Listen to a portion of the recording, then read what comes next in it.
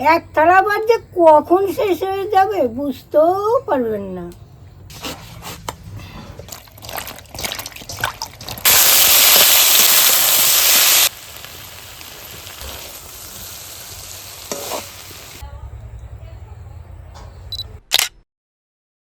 এই দেখুন কি সুন্দর দুটো বেগুন এনেছি, দেখেছেন? টাটকা টাটকা বেগুনগুলো কি সুন্দর দেখতে।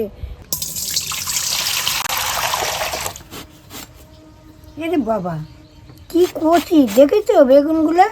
ঠাকুমা দেখে কিন্তু আমি ভেবেছিলাম বুড়ো হবে। আমিও তো কিনতে যাই মনে করছি, তাই দেখো কি কচি, খুব ভালো বেগুনগুলো।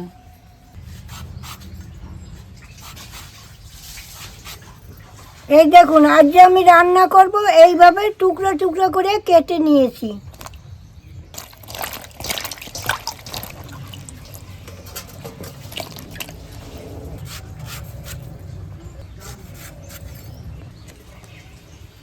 যারা যারা নিরামিষে খান না তারা এই রান্নাটা করবেন, খেয়ে দেখবেন খুব ভালো লাগবে।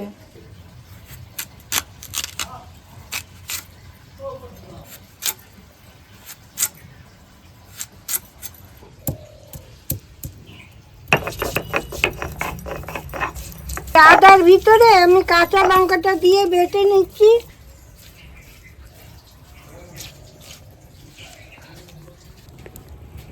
কড়াটা বসিয়ে দিচ্ছি। এবার আমি পরিমাণ মতো সর্ষের তেল দিয়ে দিচ্ছি। এবার আমি আলুগুলো ভেজে নিচ্ছি। পরিমাণ মতো একটু নুন দিয়ে দিচ্ছি। আলুটা আমি লাল লাল করে ভেজে নিচ্ছি, এখন আমি তুলে নিচ্ছি।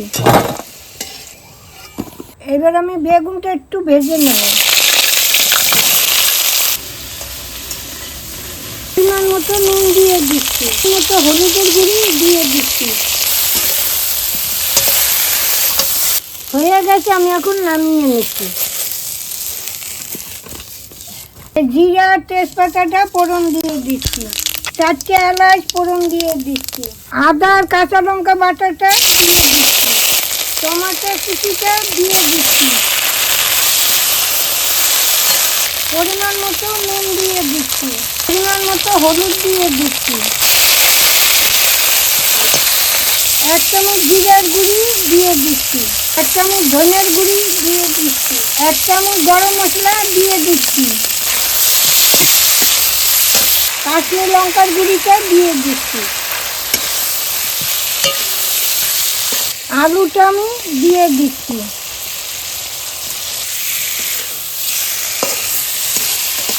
বেগুনটা দিয়ে দিচ্ছি। এবার পরিমাণ মতো একটু চিনি দিয়ে দিচ্ছি। দুটো কাঁচা লঙ্কা দিয়ে দিচ্ছি গোটা। এবার 1 চামচ বেসন দিয়ে দিচ্ছি আমি। এখন একটু ঢাকা দিয়ে দিচ্ছি। অনেকক্ষণ হয়ে গেছে, ঢাকনাটা খুলে দেখি। হ্যাঁ হয়ে গেছে, কি সুন্দর গন্ধ বেরিয়ে গেছে। ওহ, এবার পরিমাণ মতো ঘি দিয়ে দিচ্ছি। এবার আমি নামিয়ে নিচ্ছি।